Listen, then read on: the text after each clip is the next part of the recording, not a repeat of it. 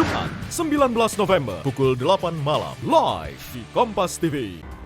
Kembali di Kompas Siang, Saudara. Penyidikan kasus dugaan pelecehan seksual di wilayah kampus Universitas Riau Unri terus dikebut.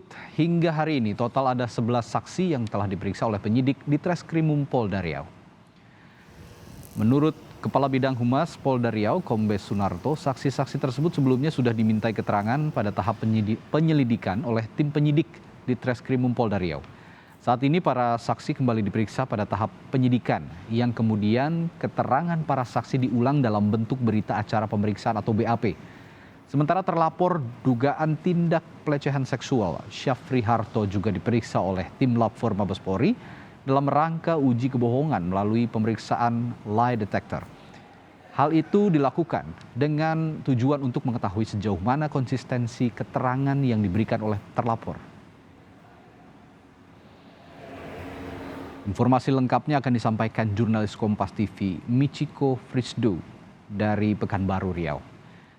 Michiko, seperti apa perkembangan terbaru kasus dugaan pelecehan seksual oleh dosen di kampus Unri, dan informasinya terduga pelaku ini juga menjalani uji kebohongan. Seperti apa hasilnya? Rai dan saudara, selamat siang. Terakhir, ruang dekan Fakultas Ilmu Sosial dan Ilmu Politik ini sudah disegel. Dan yang terbaru ada 11 saksi yang sudah dimintai keterangan. Sebelumnya polisi sudah meminta keterangan di tahap penyelidikan, lalu dipanggil kembali untuk memberikan melengkapi keterangan yang di tahap penyidikan ini.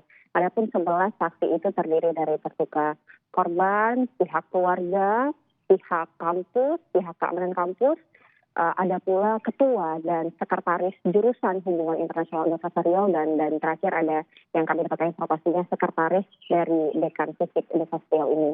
Betul sekali, Radi, terduga pelaku ataupun yang terlapor ini memang sudah diperiksa menggunakan alat pendeteksi kebohongan, tapi bagaimana hasilnya kami masih menunggu keterangan resmi dari pihak kepolisian. Selain itu, Radi, kasus pencemaran nama baik yang juga dilaporkan oleh dekan fisik Universitas Riau ini, sejauh ini pelapor yang sebagai dekan fisik sudah dipanggil ke pihak kepolisian untuk dimintai keterangan. Tapi memang polisi diharapkan oleh tim lembaga bantuan hukum untuk fokus terlebih dahulu menyelesaikan dan membuktikan kasus dugaan pelecehan seksual ini. Ya, Michiko, Rektorat Universitas Riau kan katanya sudah membuat tim pencari fakta untuk mengusut dugaan pelecehan seksual ini. Hasilnya sudah ada belum saat ini? Iya, betul sekali, Radi. Sepekan lalu saat aksi solidaritas mahasiswa dilakukan dari FISIP menuju ke Rektorat Universitas Riau, memang sejumlah wakil rektor ini menemui mahasiswa dan memberikan keterangan akan membentuk tim cari fakta independen. Kabarnya Senin lalu harusnya sudah mulai bekerja, tapi hingga saat ini kami belum bisa mendapatkan informasi apapun karena pihak universitas masih bungkam, masih tidak mau berbicara ke media. Padahal publik menantikan bagaimana sikap dan respon dari Universitas Riau dalam menangani kasus dugaan pelecehan seksual ini.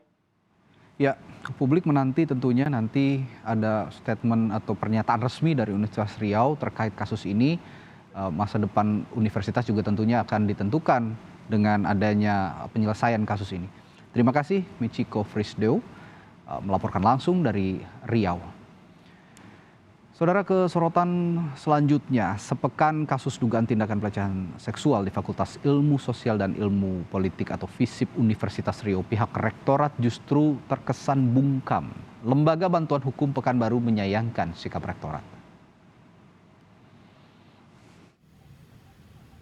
Lembaga Bantuan Hukum Pekanbaru menyayangkan sikap kampus yang enggan berkomentar mengenai dugaan pelecehan seksual terhadap seorang mahasiswinya saat bimbingan skripsi. LBH menilai pihak kampus tidak serius dalam menangani perkara dugaan pelecehan seksual. LBH menyebut tim pencari fakta yang dibentuk Rektorat Unri belum menunjukkan kinerjanya. Yang pertama, kita sangat kecewa dengan tidak adanya sikap kampus terhadap kasus ini. Dan ini juga membuktikan bahwasannya kampus tidak serius dalam menangani perkara kekerasan seksual yang dialami oleh seorang mahasiswinya. Belum ada informasi bahwasanya terduga pelaku itu akan dinonaktifkan atau diberhentikan untuk sementara waktu. Dan juga tim pencari fakta yang dibentuk oleh rektorat juga belum menunjukkan kinerja apa-apa, gitu Bu. korban juga belum diperiksa dan keterangan-keterangan dari pihak lain juga belum diperiksa. Gitu. 63% dari Mencuatnya kasus dugaan pelecehan seksual di lingkungan kampus nyatanya ikut memantik polemik terhadap Permendikbudristek nomor 30 tahun 2021 tentang pencegahan dan penanganan kekerasan seksual atau PPKS di lingkungan perguruan tinggi. Meski demikian, Mendikbudristek Nadiem Makarim menegaskan aturan ini untuk menciptakan lingkungan belajar yang kondusif. Permendikbudristek ini juga diterbitkan agar penanggulangan kekerasan seksual dapat terlaksana dengan baik, sehingga setiap sivitas akademika mendapatkan hak pendidikan yang sepatutnya, serta pengetahuan akan kekerasan seksual semakin tertanam. Inilah saatnya untuk kita sebagai bangsa mengambil posisi yang keras, yang tegas, untuk bilang tidak kepada pelaku kekerasan seksual, dan untuk memberikan peringatan yang sangat tegas kepada mereka yang memikirkan untuk bahwa hal-hal seperti ini itu bisa dilakukan di dalam kampus. Dalam kasus tindak asusila yang dialami korban mahasiswi berinisial L, pihak Polda Riau sudah memeriksa 11 orang sebagai saksi.